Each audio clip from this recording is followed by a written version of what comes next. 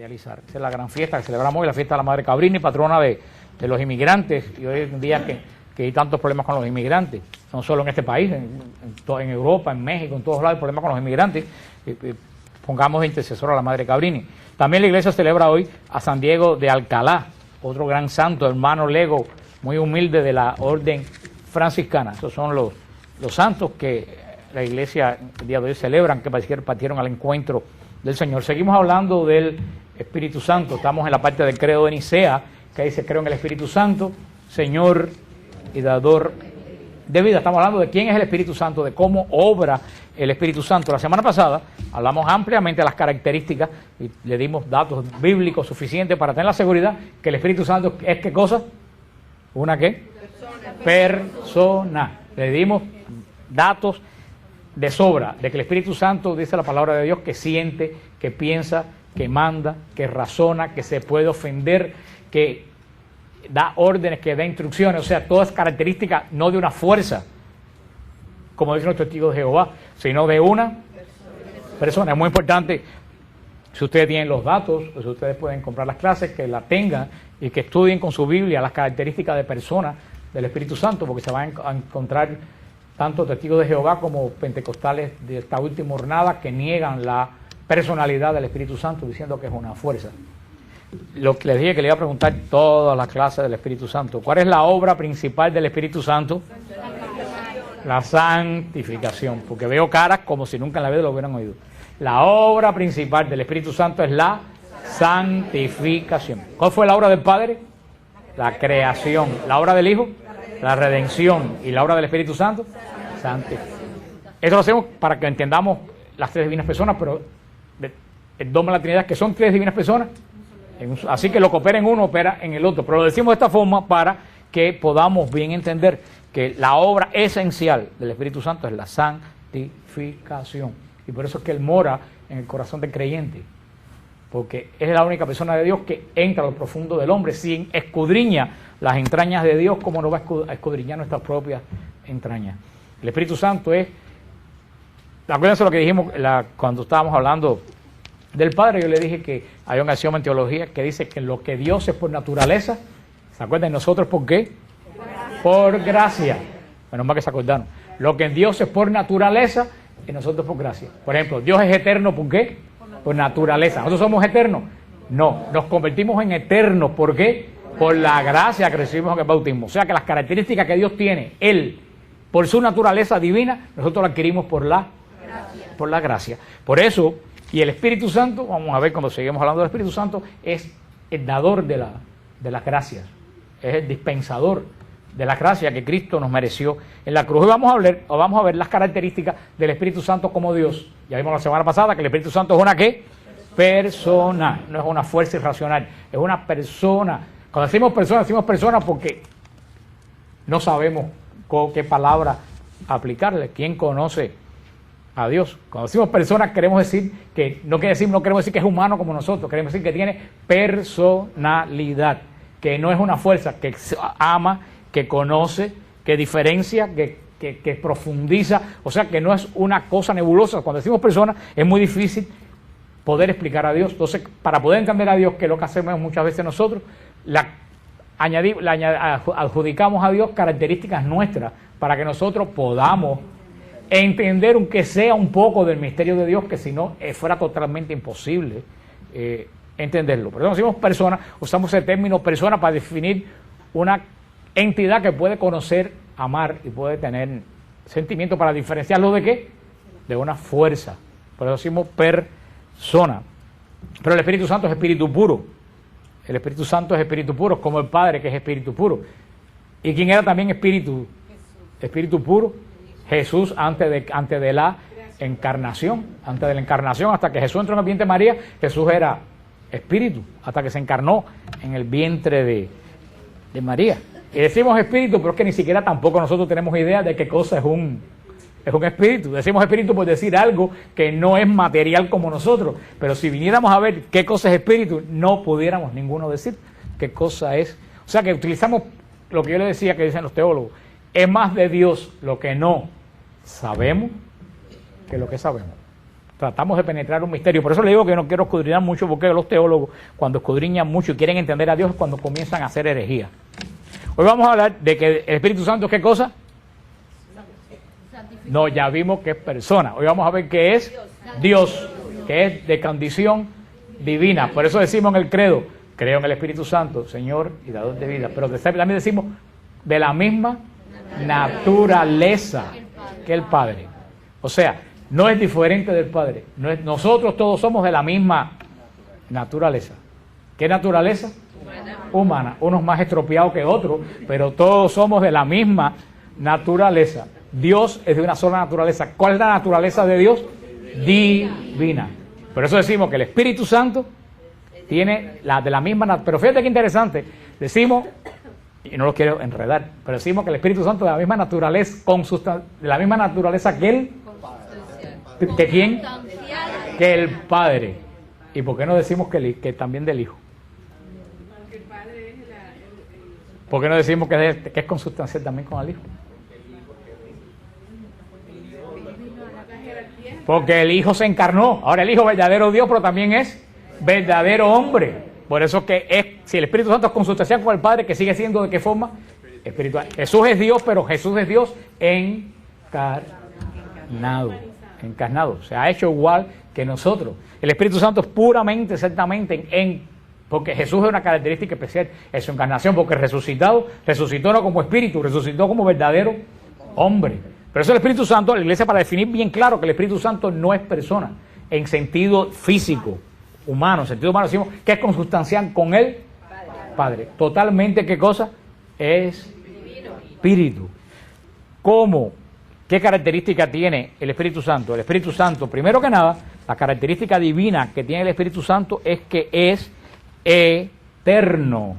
El Espíritu Santo es eterno, la primera característica de Dios. En Hebreos 9:14, no lo busquen porque si no, los que son rápidos buscándolo sí, pero los que no lo apuntan y después lo ven. En Hebreos 9:14 dice San Pablo, y este versículo lo hemos hablado muchísimo, cuanto más la sangre de Cristo, que por el Espíritu eterno se ofreció a sí mismo sin mancha a Dios.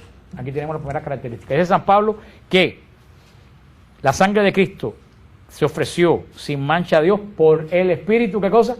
Eterno. Aquí vemos las tres divinas personas. Vemos primero a Dios. Cuando menciona San Pablo Dios, ¿a quién se refiere? Al Padre. Vemos a Cristo ofreciendo su sangre, la segunda persona. ¿Por medio de quién? Del Espíritu Santo eterno. Aquí están las tres divinas personas. O sea, la primera característica, Hebreos 9:14 nos dice que el Espíritu Santo es eterno. Primera característica de Dios, la eternidad. En el Espíritu Santo es eterno, no por gracia, sino por ¿qué? Por naturaleza. La segunda característica del Espíritu Santo, el Espíritu Santo es todopoderoso. Dios es eterno y Dios es todopoderoso. El Evangelio de San Lucas, capítulo 1, San Lucas 1, versículo 35, dice, el ángel le respondió, el Espíritu Santo vendrá sobre ti y el poder del Altísimo te cubrirá con su sombra. Por eso el que ha de nacer será santo y se llamará Hijo de Dios. Vemos el Espíritu Santo actuando sobre María con poder. Luego entonces el Espíritu, y no poder cualquiera, el poder de Dios. Luego entonces vemos, en Hebreos 9:14 el Espíritu Santo es eterno. En Lucas 1:35 el Espíritu Santo es todopoderoso. Ahora vamos a ver la otra característica de Dios, omnipresente. Omnipresente. ¿Qué es lo que quiere decir omnipresente? Que está en todas partes. Eso lo vemos en el Salmo 139. El Salmo 139, versículo 7 en adelante, dice el salmista. Salmo 139, versículo 7. ¿A dónde iré lejos de tu espíritu? ¿A dónde podré huir de tu presencia? Si subo hasta el cielo, ahí estás tú. Si me acuesto entre los muertos, ahí estás. Si me remonto con las alas de la aurora, si me instalo en los confines del mar, también allí tu mano me conduce, también allí me alcanza tu diestra. Si digo que me cubra la tiniebla, que la noche me rodee como un ceñidor, no es tenebrosa las tinieblas para ti, la noche es luminosa como el día. Aquí, el Salmo 139, versículo 7, dice que el Espíritu Santo es ¿qué cosa? Omnipresente, que puede estar en todos lados. Entonces hemos visto, el Espíritu Santo en Hebreos 9:14 es eterno. En Lucas 1:35 es todopoderoso. En el Salmo 139, del 7 al 8, es omnipresente. Ahora es omnisciente. ¿Qué cosa quiere decir omnisciente? Que todo lo sabe. ¿Dónde nos dice la Biblia que el Espíritu Santo es omnisciente? En Primera de Corintios. Si buscamos la primera carta de San Pablo a los Corintios, capítulo 2, versículo 10. Primera de Corintios, capítulo 2, versículo 10. Porque a nosotros nos lo reveló Dios por medio del Espíritu Santo. Y el Espíritu Santo todo lo sondea hasta las profundidades de Dios. Dice la palabra de Dios en el libro de los Corintios. Dice que el Espíritu Santo todo lo sondea. Entonces, repetimos para que se le grabe. El Espíritu Santo es eterno. Hebreos 9:14. El Espíritu Santo es todopoderoso. Lucas 1:35. El Espíritu Santo es omnipresente. Salmo 139:7. Es omnisciente. Primera de Corintios, capítulo 2, versículo 10. La Biblia describe al Espíritu Santo como el dador de vida a todo lo viviente. Eso lo vemos en el Salmo 104. El Salmo 104, Salmo 104, versículo 30, dice el Salmo 104, versículo 30, si envías tu aliento, son creados y renuevas la faz de la tierra. El Espíritu Santo es el gran renovador de todas las cosas. Esa es parte de la antífona de Pentecostés. El Espíritu, el aliento. ¿Por qué dice el aliento? ¿Recuerdan? Porque espíritu en hebreo, ¿cómo se dice? Rúa. Y rúa quiere decir soplo. Por eso es que dice que Dios sopló en las narices de Adán. Quiere decir que le dio su espíritu, el Espíritu Santo. Por eso dice que el soplo del Espíritu Santo renueva absolutamente todas las cosas. El Espíritu Santo es la persona de Dios, es el gran renovador. Desde la primera aparición del Espíritu Santo, ¿dónde aparece el Espíritu Santo por primera vez? En Génesis 1:1, cuando dice que el Espíritu Santo revoloteaba sobre la creación engendrando la vida. Desde el comienzo de la Biblia está el Espíritu Santo. Está al comienzo de la Biblia y está en el último versículo de la Biblia. ¿Dónde está en el último versículo de la Biblia?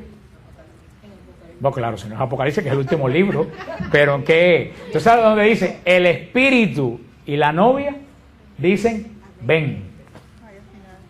O sea, fíjate qué bonito, dice al final, comienza la Biblia con el Espíritu Santo santificando a todo lo que Dios va creando y termina con dos, con la iglesia y el Espíritu Santo. ¿Qué dicen los dos? ¿Qué dicen la iglesia y el Espíritu Santo? Ven. Hasta el Espíritu Santo clama al final de los tiempos, ven Señor Jesús. Fíjate que hermoso, una de las personas de Dios clamando que Jesús venga. Y nosotros el Espíritu Santo clamando junto con ¿quién? Con la iglesia, porque el Espíritu Santo y la iglesia son totalmente inseparables. La iglesia sin el Espíritu Santo es como Adán cuando era de barro. La iglesia sin el Espíritu Santo es un cuerpo muerto. Y eso lo vemos con tantos católicos que nosotros vemos que van a la iglesia que no han recibido el Espíritu Santo. Y esos católicos ustedes ven que están en misa, pero están totalmente muertos. Muertos. Son como que, como Adán antes del soplo. Por eso todo católico debe recibir, lo dijo Napi, lo va a seguir diciendo, aunque tú no seas carismático, todo católico debe recibir el don del Espíritu Santo, que lo recibe en el bautismo. Pero como ese cuento tan viejo, que todos lo han oído, y lo voy a volver a hacer, porque bueno, no es más ninguno, de la viejita esa que iban todos los días, le decían al padre, vamos a orar para que reciba el Espíritu Santo. El padre decía, lo recibí en el bautismo. El sacerdote no sabía cómo sacarse, pero esas viejitas que son insistentes, como algunas que yo conozco. Entonces, volvían y decían, padre, vamos a orar para que usted reciba el Espíritu. Mire, nada que ver contigo. Además, tú no eres viejita todavía, es una muchachona. Venía y le decía, padre, vamos a orar para que usted reciba el Espíritu Santo. El padre decía, ya yo lo recibí en la confirmación. Y volvían, Padre, vamos a orar. Ah, ya lo recibí cuando me ordenaron. Y por última vez dije, Padre, vamos a orar para que se le note. Porque créeme que si hay una de las personas de Dios que se nota cuando un creyente la recibe, es el Espíritu Santo. Es el Espíritu Santo. Tú ves una persona que no ha recibido el Espíritu Santo y lo recibe, inmediatamente cuando sale de la efusión del Espíritu Santo, la cara le cambió para siempre. No he visto un caso, he visto decenas de casos, que parece que a la persona le hacen una cirugía plástica. Porque toda esa crispación, toda esa dureza que tiene la persona, se la lleva el Espíritu Santo. Porque el Espíritu Santo se nota, como decía Santa Teresa decía, si el cristiano fuera de verdad cristiano, fuera contagioso. Como los virus, esos que hay por ahí. ¿Por qué no contagiamos a nadie? Porque no somos verdaderamente. Hermano, y el que tiene el Espíritu Santo, riega Espíritu Santo. Como María. María llegó a casa de Isabel, ¿y qué pasó con Isabel?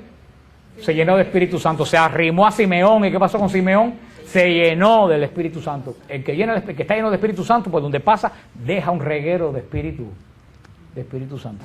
Hay que seguir insistiendo en la iglesia para que todos los católicos, porque como siempre le he dicho, el Espíritu Santo se recibe en el bautismo. Pero se recibe el Espíritu Santo, pero no solo hay que recibirlo, también tiene que notarse. Entonces hay personas que recibieron el Espíritu Santo en el bautismo, pero que no saben cuál es la obra del Espíritu Santo. Es como si tú tuvieras una herencia que te dejó una tía en España, pero a ti nadie te ha avisado que tienes la herencia. Eres millonario, tienes millones en un banco en España, pero ¿de qué te sirve? ¿Lo tienes o no lo tienes? Sí lo tienes, porque te lo dejaron a tu nombre, pero no te sirve para nada. ¿Por qué? Porque tú no lo sabes que lo tienes. Y sigues pasando trabajo, trabajando en una factoría o ganando el salario mínimo, siendo ¿qué cosa? Millonario. Así le pasa a muchos católicos. Somos millonarios, los que tenemos el don del Espíritu Santo, y vivimos como miserables. ¿Por qué? Porque la mayoría no lo sabe, porque no se lo han. Y para eso son los seminarios de vida en el Espíritu, para que la persona tome conciencia de quién es el Espíritu Santo que él recibió en el día del bautismo. Pero el Espíritu Santo no se recibe en un seminario de vida en el Espíritu. ¿Se recibe en qué? En el bautismo. El Espíritu Santo, en un seminario de vida en el Espíritu, te enseñan cuáles son los, como lo vamos a ver aquí, cuáles son los dones, cuáles son los carismas. Después se ora para una efusión.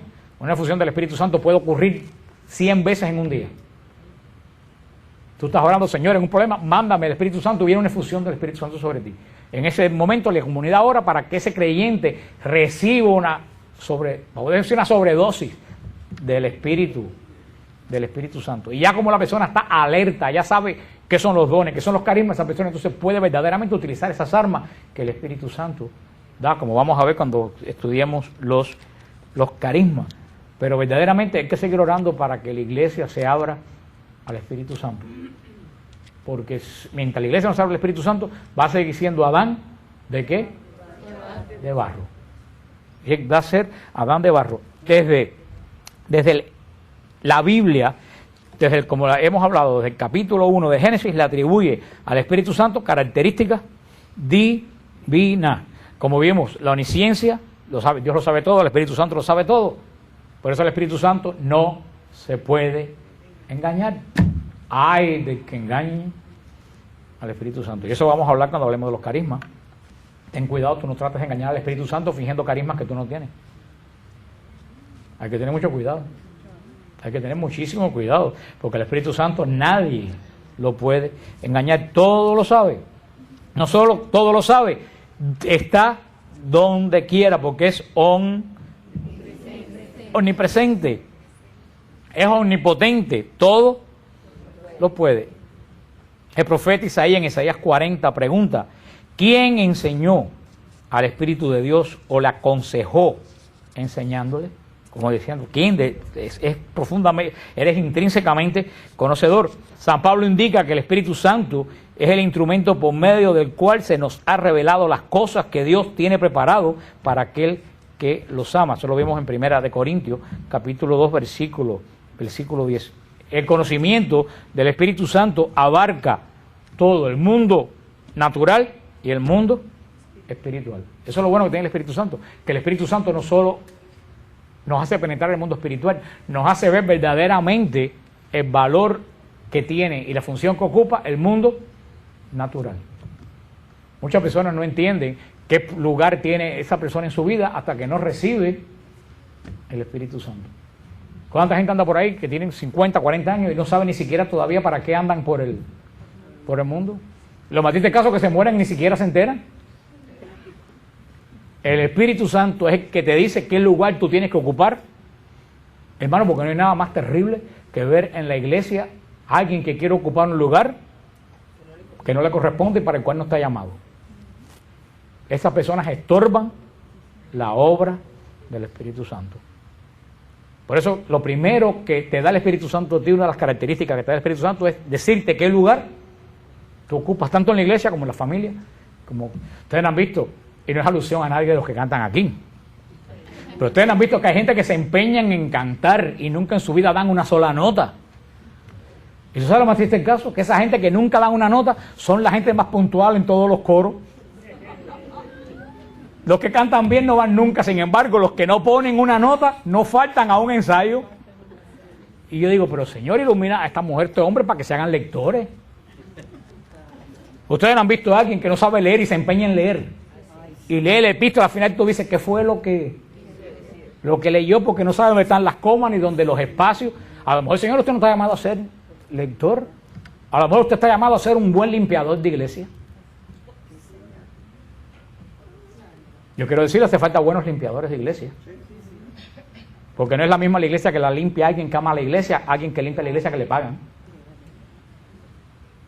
El que limpia la iglesia porque ama la iglesia, hace una limpieza de la iglesia a conciencia. Y eso también se necesita. O sea, en la iglesia no hay lugar mayor o menor para santificarse. El Señor nos santifica donde nosotros encontremos el lugar donde el Espíritu Santo nos quiere, sin falsas humildades, sin falsa, porque también está lo peor, que es también una ofensa al Espíritu Santo, la falsa humildad.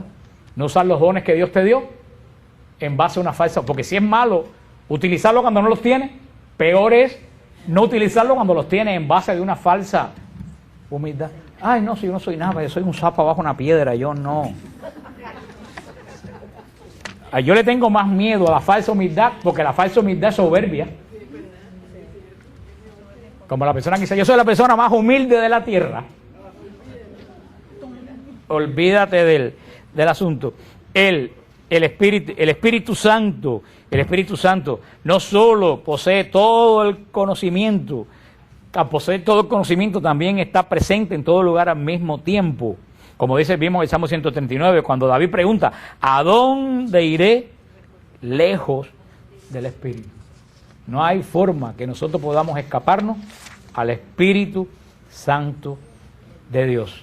Hemos visto que el Espíritu Santo es una persona. El Espíritu Santo tiene características divinas también. O sea, el Espíritu Santo es un ser personal y el Espíritu Santo es un ser divino, de la misma naturaleza que el Padre. Es la tercera persona de la Santísima Trinidad. Tercera no porque sea el último, sino por el orden en que desciende sobre la humanidad en actuación. Vemos la creación, la redención y ¿qué cosa? Y la santificación. Sin creación no puede haber redención. Y sin redención no puede haber santificación. Por eso podemos ver que la combinación de la obra de Dios en el creyente, ¿cuál es? La santificación. Porque ¿de qué te vale ser redimido si no eres santo? ¿De qué te vale ser redimido si no eres santo? Digo, vemos al concepto de santidad, que es el que vamos a hablar durante todo el tiempo del Espíritu Santo. Santidad no es hacer cosas extraordinarias, al contrario. La santidad es hacer lo que tienes que hacer en el lugar que Dios te puso. Mira la Madre Cabrini, que celebramos hoy. ¿Qué quería hacer la Madre Cabrini? Misionera. ¿Dónde? En la China. ¿Y dónde terminó? En Nueva York, en el gueto italiano. Si ella se hubiera empeñado a ir a la China, posiblemente nunca hubiera llegado a Nueva York. Leyendo la historia de un alma de Santa Teresita de Jesús, Santa Teresita quería ir al Carmelo de Saigón. La misma Santa Teresa quería ir a tierras de Moro para que le cortaran la cabeza. Uno puede tener muchas ideas, pero a la larga uno tiene que decir, Señor Espíritu Santo, dime en qué lugar tú me quiere. A mí nunca se me olvida en un convento de madres, de monjas, hermanas de la caridad, allá en la diócesis de nosotros, Minas del Río, tenían un letrero que yo lo veía desde que era muchacho, a mí nunca se me ha olvidado, que decía, uno tiene que florecer donde Dios te planta. Punto. Una mata, ¿dónde florece? Donde está plantada. Si el Señor te plantó en un lugar, en ese lugar que el Señor te plantó, tú tienes que florecer. No puedes esperar, ay, si a lo mejor si me cambia, ¿para qué rincón yo voy a florecer en aquel rincón? Cada cual tiene que florecer en su propia situación. Y hay que seguir diciendo, ¿cuál es la aspiración? ¿Cuál tiene que ser la aspiración de todo católico? La santidad. La santidad, y volvemos a decir, no estamos hablando de, ay, yo voy a ser un santo para que me pongan en el altar. No, santo quiere decir, yo voy a dejarme mover, llenar y dirigir ¿por quién? Por el Espíritu Santo. Estamos llamados todos a la santidad. Es un falso concepto que se perdió en la iglesia. Decía, ay, no, yo no soy santo. Entonces, si tú no eres santo, ¿qué cosa eres? Un diablo. Sí, porque si tú no eres santo, la única opción que te queda es ser un diablo, porque en el mundo espiritual no hay territorio neutral. O estás, entonces para los que dicen, no, yo no soy santo, entonces que tú eres un diablo. Tú puedes decir, yo soy un santo en construcción. Quiere decir que estás en el proceso, porque la santidad es un proceso que no termina nunca. Por eso que la iglesia espera que la persona llegue al cielo para decir, ese es santo. Porque la santidad la tienes y en un minuto, mira el rey Josías. Rey Josías, que se crió desde los 7 años, lo llevaron al lugar santísimo del templo y se crió en el lugar santísimo del templo. Vivió toda su vida, su adolescencia dentro del templo, escondido. Era amado de Dios, y el rey Josías perdió trono, vida y santidad en un minuto, porque se dejó llevar por las amistades. Tú puedes tener una vida de santidad y en un momento meter un pestañazo y brincar para el otro. Por eso la iglesia es sabia. Por eso la iglesia no hace como la ciudad de Miami, que ya la ciudad de Miami aprendió, pero hasta hace poco la ciudad de Miami le ponía el nombre a las calles de cualquiera que estaba vivo, y después resulta que a los 4 meses encontraban al hombre traficando droga. Entonces tenían que salir corriendo y bajar el letrero de la calle. Yo me acuerdo de un caso muy famoso, que le pusieron un nombre de una calle y el tipo traficaba droga.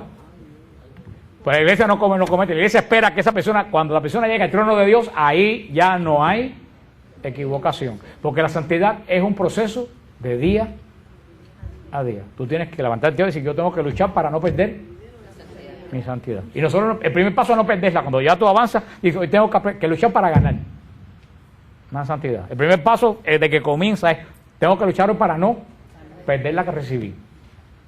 Y la santidad es eso, es irse configurando uno al ejemplo de Dios que se nos ha dado. ¿Cuál es el ejemplo de Dios que se nos ha dado?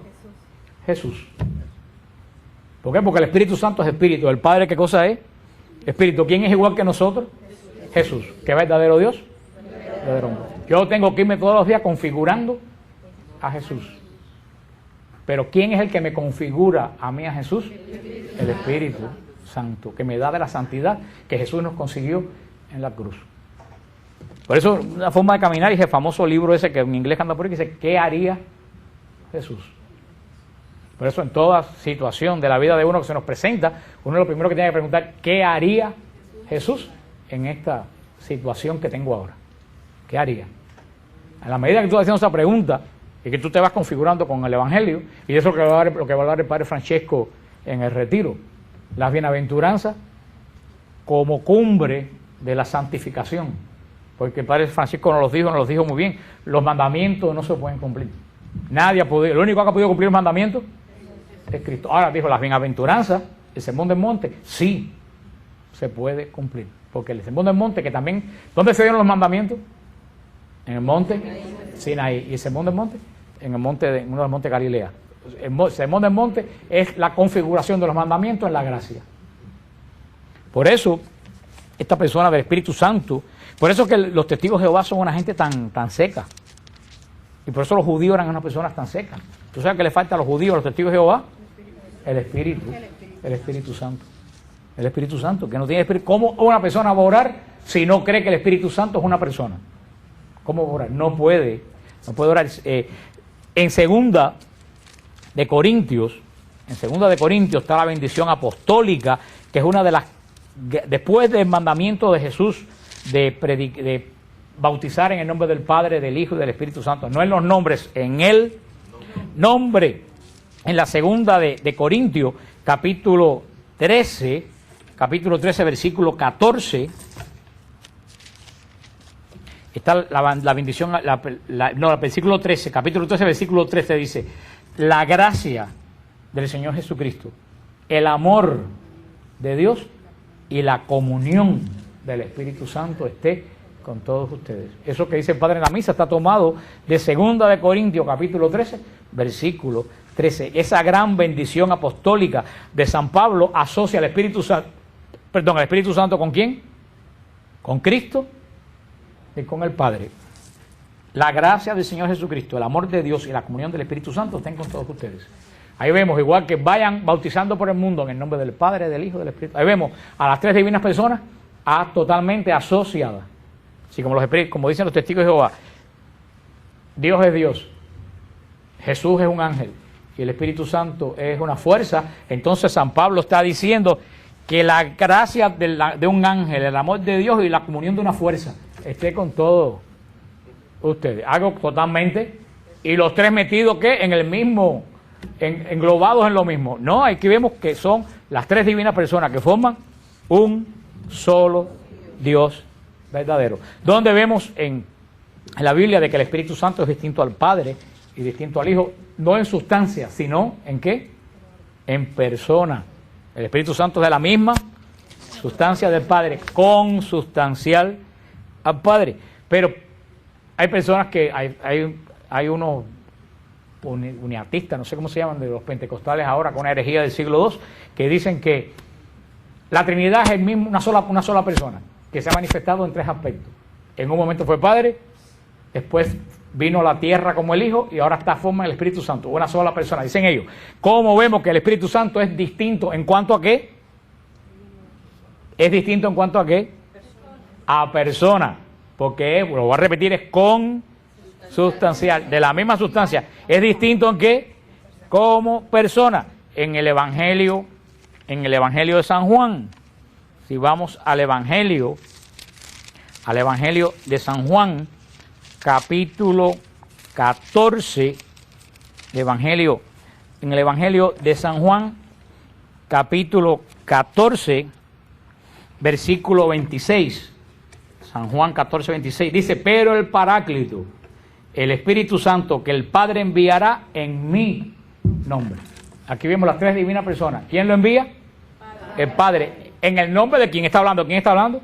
Jesús. Pero el Espíritu Santo no ha llegado. Va a venir. Ahí vemos las tres divinas personas. El Espíritu Santo que mi Padre enviará, que le será dado. Me tengo yo que ir para que Él venga. Aquí ahí vemos claramente que el Espíritu Santo es una persona totalmente diferente. En San Juan 15, 26, dice Cristo, cuando venga el Paráclito, que yo les enviaré de junto al Padre, el Espíritu, la verdad, que procede del Padre, Él dará testimonio de mí. Ahí vemos clarísimamente que el Espíritu Santo es una persona totalmente diferente a Jesús y totalmente diferente al Padre, porque ¿quién lo manda?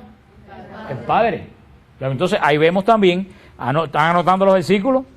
Más le vale, San Juan 14, 26, San Juan 15, 26 y San Juan 16, 7. San Juan 16, 7 dice, pero yo les digo la verdad, les conviene que yo me vaya, porque si no me voy, no vendrá a ustedes el Espíritu Santo. Vemos que el Espíritu Santo y Cristo son totalmente diferentes. Uno se va para que el otro. ¿Y por qué los dos no pueden estar? Me estoy poniendo como el padre Francisco, enredándolo todo. ¿Por qué los dos no pueden estar?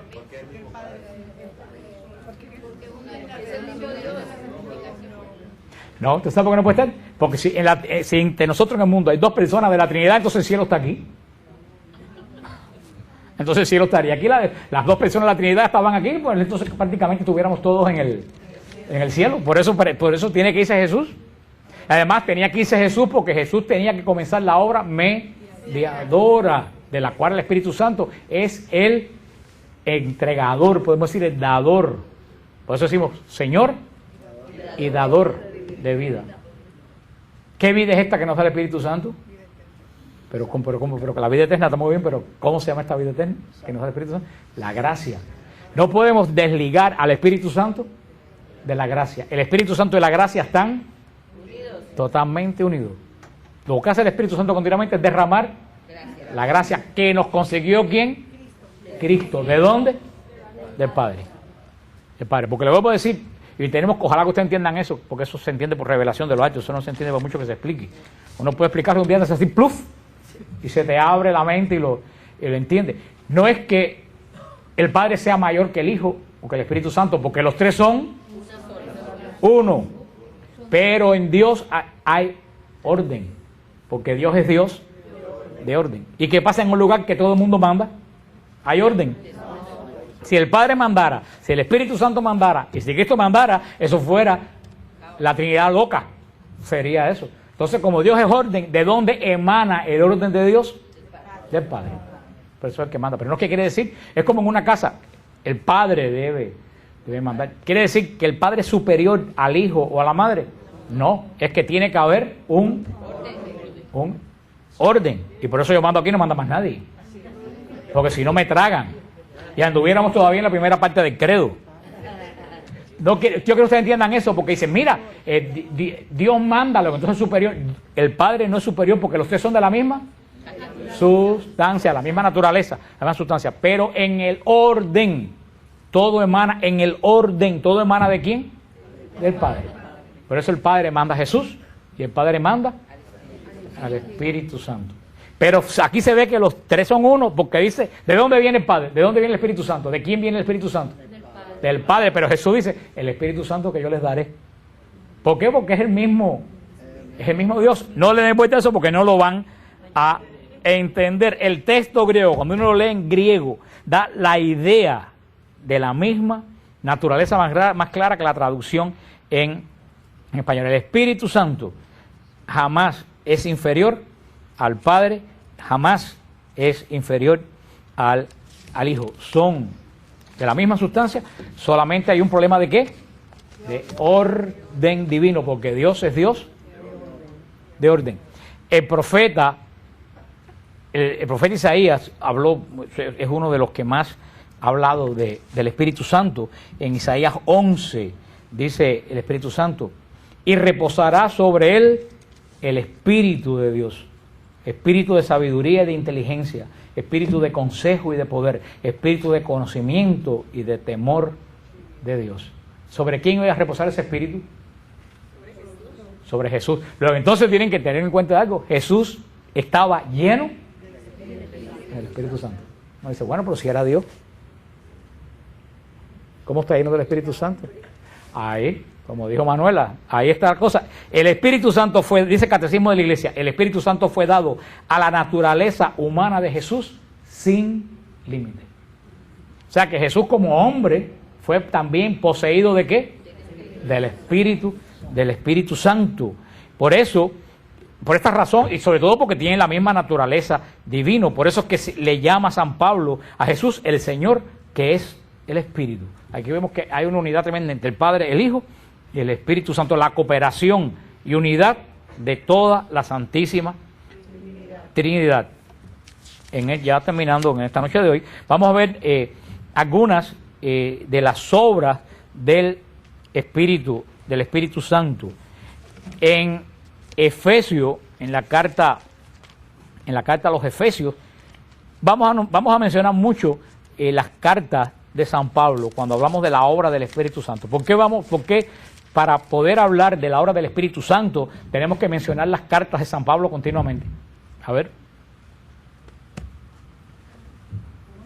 ¿Por qué para hablar de la obra del Espíritu Santo tenemos que mencionar continuamente las cartas de San Pablo?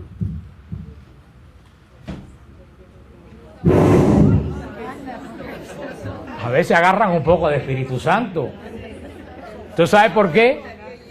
Porque el Espíritu Santo se derrama en Pentecostés. Solamente tú puedes mirar la obra del Espíritu Santo en la iglesia. Tú puedes mirar la obra del Espíritu Santo en el Antiguo Testamento. Los carismas estaban en el Antiguo Testamento. Los dones y los frutos estaban en el Antiguo Testamento. ¿Cuándo desciende eso sobre la humanidad? Pentecostés. Entonces, toda la obra del Espíritu Santo, ¿dónde va a estar reflejada? En Hechos de los Apóstoles y en las cartas de Pablo, porque el Espíritu Santo pertenece no a la antigua alianza. El Espíritu Santo actuante pertenece a la nueva alianza, es propio de la iglesia. Por eso les dije al principio que la iglesia es el Evangelio del Espíritu Santo. Cuando ustedes leen la historia de la iglesia, por eso los católicos leen la historia, cuando tú lees la historia de la iglesia, tú estás leyendo el Evangelio del Espíritu Santo. ¿Dónde comienza el Evangelio de Jesús? ¿Con qué hecho comienza el Evangelio de Jesús? Con el nacimiento de Jesús en San Lucas, ¿no? La anunciación y el nacimiento de Jesús. ¿Dónde comienza el Evangelio del Espíritu Santo? La mañana santa de Pentecostés. O sea que toda la obra del Espíritu Santo la encontramos ¿dónde? En la iglesia. Por eso los protestantes que niegan 2000 años de historia de la iglesia están negando 2000 años de acción del Espíritu Santo. Negar los 2000 años de iglesia, es decir, el Espíritu Santo estuvo 2000 años sin hacer absolutamente nada, cosa totalmente impensable. Que Jesús va a mandar al Espíritu Santo para que se meta 2000 años así, esperando que el pastor Barbón aterrice en Hialeah. Hay que, señores, vamos a ser serios y tener sentido común. En Efesios 2:18, Efesios 2:18 dice: por él, unos y otros tenemos libre acceso al Padre en un mismo Espíritu. Quien nos abre el acceso al Padre es el Espíritu Santo. Podemos decir, bueno, Jesús es el mediador entre Dios y los hombres. Jesús es el mediador entre Dios y los hombres. Pero si tú no lo sabes, ¿de qué te sirve? De nada. ¿Quién te revela que Jesús es el camino al Padre? El Espíritu Santo. Por eso el Espíritu Santo nos abre el acceso al Padre. En San Lucas 4, en San Lucas 4:18, en San Lucas 4:18 dice Cristo en la sinagoga de Nazaret: el Espíritu del Señor está sobre mí porque me ha ungido para anunciar a los pobres la buena nueva. Me ha enviado a proclamar la liberación a los cautivos y la vista a los ciegos, para dar libertad a los oprimidos y proclamar un año de gracia del Señor. Pero ahí está la palabra: el Espíritu Santo me ha ungido. Está sobre mí, me ha ungido. Cristo es el gran ungido del Espíritu Santo. ¿Para qué el Espíritu Santo unge a Cristo? Para una labor. ¿Para qué labor? La liberación del cautivo, del oprimido, la sanación de los que están enfermos. El Espíritu Santo es el que nos capacita a cada uno de nosotros para el servicio. Y eso lo vamos a hablar cuando hablemos de los carismas. Los carismas no es para decir, ay, mira cómo yo no sano gente. Los carismas son para el servicio de los demás. Los carismas están dados al creyente para construir el reino de Dios. Y pobre del que no use el carisma para construir el reino de Dios. Eso lo vamos a ver cuando veamos los carismas. Los carismas no es para decir, mira fulano qué don de sanación tiene. Los carismas se lo dan para que tú los uses en la construcción del reino de Dios. ¿Quién da los carismas? El Espíritu Santo. Y eso es lo que es. Por eso, ¿qué quiere decir Cristo? Cristo viene de la palabra crisma. ¿Y qué quiere decir la palabra crisma? Ungido. Cristo quiere decir, Jesucristo quiere decir Jesús el ungido. ¿El ungido por Dios con qué? Con el Espíritu Santo. Por eso comienza en la sinagoga de Nazaret, y estuvimos en mayo cuando estuvimos en la sinagoga de Nazaret y leímos este capítulo allí mismo donde Jesús lo dijo. Cuando Jesús se presenta por primera vez a la vida pública, comienza con esta palabra: el Espíritu del Señor me ha ungido. ¿Para qué? Para proclamar la buena nueva. El Espíritu Santo nos unge a cada uno de nosotros en el bautismo y nos confirma el Espíritu Santo en la confirmación. ¿Para qué? Para proclamar la buena noticia. Eso es lo que yo le he dicho a ustedes tantas veces. Los confirmados son ungidos por el Espíritu Santo para poder predicar la palabra de Dios. Todos los confirmados, la obligación que tienen con el sacramento que recibieron es predicar la palabra de Dios. Así que ustedes, cuando están confirmados aquí, pues están perdiendo el tiempo si no predican la palabra de Dios. Y no es un chiste. Más vale que lo piensen muy seriamente, porque esto no es un chiste que estoy haciendo. A ti te capacita la confirmación para predicar la palabra de Dios. Si tú no predicas la palabra de Dios y eres confirmado, eres infiel al sacramento que tú recibiste, y el Señor te lo va a pedir cuando llegues delante de Él. ¿Qué hiciste con la unción que yo te di? Por eso yo creo que el sacramento... Hay dos sacramentos en la Iglesia Católica que están en crisis grave. Uno es el matrimonio. La gente se va a casar y no sabe. No voy a decir lo que dijo el Padre Francesco, porque al Padre Francesco le queda bien, pero a mí no me queda bien. El Padre Francesco lo dijo en el retiro y a todo el mundo lo respeta. ¿Qué dijo el Padre Francesco? ¿Qué palabra dijo el Padre Francesco? Que a todo el mundo se quedó así. Que yo dije, nadie sabe un carajo qué va a hacer. ¿Cuándo? Porque eso en Colombia, pues a él le va muy bien, pero como yo no soy colombiano. Pero es verdad, yo estuve por años tocando órgano en boda y no perdí la fe de milagro. Yo le puedo asegurar que en los 10 o 15 años que yo toqué órgano en boda, tocaba promedio 3 o 4 bodas semanales. Si hago memoria, en 15 años, yo no creo haber visto más de 4 bodas cristianas. En 10 o 15 años, con 3 o 4 bodas semanales. Yo no recuerdo haber visto 3 o 4 bodas cristianas. El resto de las bodas, los novios atendían más al fotógrafo. En una boda, el padre Andrés Coucelo era el padre de la santa paciencia. A él nada lo sacaba, como al rey de España, que nadie lo sacaba de quicio. Bueno, así era el padre Andrés. Y un día el padre Andrés le tuvo que decir a una pareja de novios, por favor atiéndanme. Porque estaban los novios, como yo estaba en el órgano, yo estaba viendo, estaban los novios todo el tiempo atentos al fotógrafo. ¿Cómo tú puedes creer que ese matrimonio va a terminar si comienza así? Y no es el único. Comienzan, ponen el fundamento de la familia insultando la santidad de Dios. Entonces las madres, que son las principales culpables de todo lo que sucede ahí, porque no hay nada más terrible que las madres de las novias. Es preferible Evo Morales que las madres de las novias. Porque las madres de las novias, si pusieran el empeño que ponen en que la hija se preparara para el matrimonio, el empeño que ponen en los trapos y en las flores, que a la media hora no sirve para nada, pero las madres, ¿cuál es el empeño? La foto, las flores, el traje, ahí, no le importa. Cuando se va a la boda dice, óyeme, no le aguantes paquete a la primera, te divorcia. Va a haber muchas madres que van a tener que hilar muy fino con el Señor cuando se presenten delante del Señor. Porque el celo que ponen para los trapos, para las flores, deben ponerle en la educación de la hija o el hijo que se va a casar. A mí no se me olvidó una vez, por eso dejé de tocar con esta muchacha que me dijo, ay no, yo quiero muchos cantos en la boda. Yo dije, ay, qué bueno. Yo quiero que la ceremonia de... pues, qué bueno, ¿qué tú esperas de la ceremonia? Dice, no, porque ya que el traje costó tan caro para que dure bastante el tiempo que lo tengo puesto. Y dicen que la iglesia exige un weekend. No, la iglesia debía exigir 5 años de preparación para el matrimonio. Y el que no se case, es preferible que no se casen. Es preferible que vayan a la corte y se casen en la corte. ¿Para qué se van a casar si comienzan insultando a Dios y después vienen para que te anulen el matrimonio tan campante? El sacramento del matrimonio está en crisis. ¿Otro sacramento que está en crisis? El sacramento de la confirmación. Está en crisis. La confirmación ha terminado siendo la graduación de las escuelas católicas. Cuando llegas a tal grado, te confirman. La mayoría de los muchachos salen del sacramento de la confirmación tan igual que cuando entraron. No hay transformación espiritual absolutamente ninguna. Lo que entonces quiere decir que algo estamos haciendo muy mal. Muy mal. Y sobre todo el sacramento, que vamos a ver después, los sacramentos son obras del Espíritu Santo. La iglesia no nos estamos preparando. Por miedo a que la gente no venga. Que no vengan.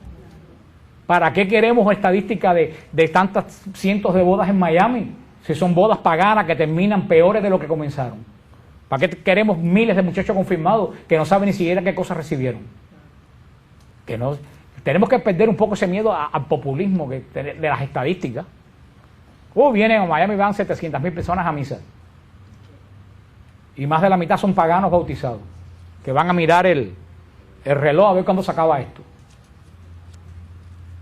Tenemos que meter un poco ser una iglesia de estadística para pasar a ser una iglesia del Espíritu. ¿Pero quién hace eso? El Espíritu Santo. Seguiremos la semana que viene con la obra. Estamos viendo las obras del Espíritu Santo. Vimos ahora que nos da el acceso a Dios y que nos unge ¿para qué? Para el servicio que tenemos que realizar en la iglesia. Por eso, hermano, cuando tú recibes el Espíritu Santo, lo primero que te pone el Espíritu Santo es a trabajar. Desde que tú recibes el Espíritu Santo te da una tarea y cuando tú le pides que te la quite, Él te la quita y te da 3 más. Créanme, si tú no tienes nada que hacer, si tú no has encontrado que hacer en la iglesia, quiere decir que tú no has recibido del Espíritu Santo. Porque desde que tú lo recibes no paras la pata más nunca hasta que te encuentras con Él. Y créeme, mientras más le pides que te quite, más te da. Así que yo he aprendido ya a no pedir que me quite nada.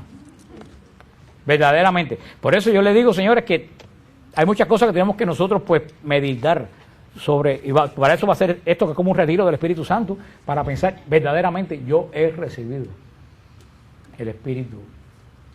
Vaya, lo hemos recibido todo, pero yo estoy consciente de que ese Espíritu que yo recibí está actuante en mí. Eso es la gran... Ya vimos la primera característica. Si el Espíritu Santo, tú recibes el Espíritu Santo, ¿qué es lo primero que te pone? A trabajar. Te entra una inquietud que tú tienes que hacer algo en la iglesia. Y te entra inquietud. ¿Y qué voy a hacer? ¿Dónde me voy a meter? Algo yo tengo. Sientes que algo te falta, que algo tú estás llamado a hacer hasta que encuentras el lugar. Y la otra cosa, vamos a ver después, si tú recibiste el Espíritu Santo, que el Espíritu Santo te quita, ¿tú sabes qué cosa es? El miedo también son muchas cosas que vamos a ver, pero sobre todo te quita la angustia, la soledad y la depresión. Si tú estás deprimido, tú no tienes el Espíritu Santo. Perdóname, recíbelo, que es gratis. A veces yo digo, Señor, qué ganas tengo de deprimirme. A no ser, déjeme explicar, a no ser que tengas un problema químico, esta es otra cosa lo que estoy hablando. Porque hay personas que tienen un problema químico que no tiene nada que ver con el Espíritu Santo. Estoy hablando de esas personas que se pasan la vida entera, ay, yo estoy tan triste, porque estoy tan solo. Como me dijo un sacerdote, me dijo un sacerdote una vez, yo me siento tan solo. Yo le dije, recibe el Espíritu Santo, porque desde que lo recibí no tengo tiempo de sentirme solo. Porque cuando tú recibes el Espíritu Santo, tienes tantas cosas que hacer, que tú no tienes tiempo de sentarte, ni que estás triste, ni que tienes depresión. Porque siempre tienes algo que hacer. Si tú llegas a tu casa y no tienes nada que hacer y te sientas a mirar el techo y a pensar lo infeliz que tú eres, quiere decir que es hora de que tienes que recibir el Espíritu Santo. Y en grandes cantidades. Porque quiero decirte, hermano, y eso lo verdad es que te quita toda tristeza, toda depresión, toda... Porque tú no tienes tiempo de parar la pata. Tú siempre estás de una cosa para otra. Y cuando terminas otra, el Espíritu Santo te mueve a otra. Y tú ya dices, pero déjame en paz, déjame descansar. Y sin embargo no te deja descansar. Muchas veces, hoy en día, en el mundo moderno, todas esas tristezas y todas esas depresiones, que tenemos demasiado tiempo para pensar en nosotros mismos. Si yo me sentara ahora mismo a pensar en mí mismo, me deprimía. Pero cuando uno se envuelve en las cosas de Dios, si yo se lo digo muchas veces a una persona, hay veces que uno se siente morir de mal que se siente, y uno viene para el grupo, se pone a predicaros, para hacer algo que tiene que hacer, lo que tiene se te quita, se te va. Sin embargo, si te quedas en tu casa sentado pensando en lo mal que te siente, cada momento te siente peor. Hay veces que yo me he sentido morir y he venido aquí arrastrándome con un virus y digo, voy a terminar rapidito. Y es cuando más tarde termino, porque ni me doy cuenta de que me siento mal. Ahora, si me quedo en mi casa rumiando, ¿por qué todos los virus que pasan en Miami los agarro yo? Al otro día no me puedo levantar de la cama, que es lo que le pasa a la mayoría de la gente. Todas esas personas mayores que se pasan la vida entera deprimidas, y cada vez que tú la llamas, lo único que oyes es un rosario de quejas. Y tú llamas y nadie me llama, estoy sola, estoy abandonada, y los hijos ni se acuerdan de mí. Eso es culpa de la nuera que lo que ha hecho es desbaratar la familia, y el cura de la parroquia ni siquiera me trae la comunión, y la gente de la iglesia no me no me llama y me tengo nefritis en los riñones y se me está paralizando la pierna izquierda y me falta el aire. Y todo eso.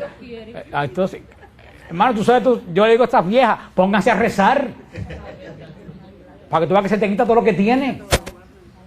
Todas esas señoras que no tienen nada que hacer, nada más que pensar en lo que le duele y en lo que la familia no le hace. ¿Tú sabes lo que hacen esa gente cuando los hijos llaman y los nietos llaman? Los espantan. Los espantan. Si nada más que llaman para oír qué cosa. Quejas y calamidades. Las personas de la tercera edad, de esa edad, no saben el tesoro que tienen. ¿Tú sabes cuál es el tesoro que tienen? Que pueden orar. Se sientan delante del televisor. Se sientan al lado del radio. Cuando oyen terremoto en Bangladesh, de rodillas, Señor, cubre con tu sangre a esa gente que está en un choque en el expressway. Señor, ten misericordia. Tú no sabes el tesoro que es tener tiempo para poder orar. La iglesia necesita un team de personas mayores que se dediquen todo el día en vez de quejarse, orar. Pero es que yo creo que tampoco nadie se lo ha dicho, se lo ha dejado ver el tesoro que tiene de tener tiempo para orar. Por los que no tenemos tiempo de orar, eso es un tesoro, poder dedicarse el día entero a estar viendo noticias. Hace falta gente que tenga el día entero orando por las noticias, porque mira que uno oye horrores por la televisión, policías muertos, niñas violadas. Tú sabes cómo una persona puede orar en ese momento. Tú no sabes la obra espiritual que tú puedes hacer cuando tú estás orando en ese momento que está pasando la noticia. Por eso que a mucha gente, a las personas mayores, la gente les huye. Nosotros conocíamos a una persona, y ya con esto va a terminar. Yo no iba a decir esto, pero cuando el Señor me pone a decir algo, lo digo. Por algo será. Y a quien le sirve el sayo, que se lo ponga. Algún día me servirá a mí. Pero nosotros conocimos a una persona, no sé aquí cuántos conocieron a doña Jacinta de Valdés. Marilu la conoció, Dolia la conoció, Milde la conoció. ¿Alguien más conoció a doña Jacinta de Valdés? Isabel y Eli conocieron a doña Jacinta de Valdés. ¿Quién era doña Jacinta de Valdés? Doña Jacinta de Valdés fue una señora que nosotros estábamos todavía comenzando el grupo. Estábamos en casa de Arturo. Era la primera fase, la única que ha quedado viva de esa época es Gloria. Porque esa cruz viene de tiempo. Esa cruz no es de ahora. Esa cruz la he cargado por muchos años yo. Pero yo estaba en casa, y con este le prometo, ya cerré la Biblia, con esto le prometo, con este cuento termino. Estábamos en el grupo en casa de Arturo, que estaba recién empezando el grupo, no teníamos ni nombre, era un grupo muy pequeño, y me trajeron esta persona, en ese momento ella tenía como 84, 85 años, una viejita con el pelo blanco cortito, esa viejita con una sayita de florecita y una blusa de cuadro así, como que acabó de lavar la loza. Y yo dije, ay Dios, yo que tengo una lengua tan mala, dije, me han traído otra vieja a dormirse aquí ahora. ¿A quién se le habrá ocurrido? Pues, pero esas cosas que el Espíritu Santo te pone adentro. Cuando fui a empezar la clase, que yo siempre decía que orara por mí como aquí, no sé, le dije, Señor, ¿usted quiere orar por mí? No sé por qué yo le dije eso. Cuando esa mujer me puso la mano en la cabeza y abrió la boca, fue una fuente de sabiduría lo que salió de la boca de esa persona. Y al final le dije, hermana, ¿quién es usted? Ya ella murió, está con el Señor, si no tuviera 200 años ya. Pero el Señor llamó a doña Jacinta de Valdés, ella era peruana, de la tierra de Mirta, ella venía de Lima. El Señor llamó a doña Jacinta de Valdés a predicar a los 79 años. Un día estaba ella cocinando en su casa y el Señor le dijo, Jacinta, quiero que prediques el Evangelio. Y ella le dijo al Señor, pero yo soy una vieja tonta. Esa fue la palabra que ella me dijo. Yo soy una vieja tonta, Señor, ¿a quién le voy a predicar? Y el Señor le dijo, a las viejas tontas. El Señor busca respuestas para todo. Y doña Jacinta Valdés se lanzó a predicar lo mismo en Piragua por el Amazonas, que en la selva, a donde el Señor llevaba a esta persona. Yo la conocí con 84 años. Y cuidado con esa viejita. Yo la vi enfrentarse con el demonio como un sargento de artillería, irle ella para arriba el demonio como un sargento de artillería, con una autoridad que hacía temblar las paredes, y después así se volvía a encogerse, le olvidaban las medicinas, un desastre. Pero una vez yo tenía un amigo mío que estaba metido en problemas de droga, era el esposo de una muchacha que trabajaba conmigo, y yo la llevé para que doña Jacinta orara por una mujer de una sabiduría espectacular. Y le dije, mira, traigo a esta hermano para que ores por ella. Y doña Jacinta lo miró y dijo, no, yo no voy a orar por ti. Y yo dije, pero ¿cómo esta mujer va a tener tan poca caridad de decirle esto al hombre que lo traigo para que ore. Yo no oro por ti. Y yo le dije, pero doña Jacinta, ¿cómo usted no va a orar por él? Dice, yo no voy a orar por él porque él no quiere cambiar. Y si él no quiere cambiar, ¿de qué vale que yo ore? ¿Y tú sabes qué? Él no quería cambiar. Después me di cuenta que me estaba utilizando a mí para justificarse delante de la madre y de la esposa. Por un truco que me hizo. Ella no venía, tú, ora por mí, oraba por todo el mundo. No decía, no, espérate, voy a discernir si se ora por ti y por qué vamos a orar por ti. Una mujer de una sabiduría espectacular. Yo recibí la efusión del Espíritu Santo con ella. Yo nunca había descansado en el Espíritu Santo. Ella me puso la mano en la cabeza y ahí mismo caí yo redondo. Después me puse a hablar con Arturo. Y Arturo ponía unos bombones así en una bombonera. Yo estaba hablando con Arturo, cogí unos bombones, me puse a hablar con él y cuando voy siendo una cosa...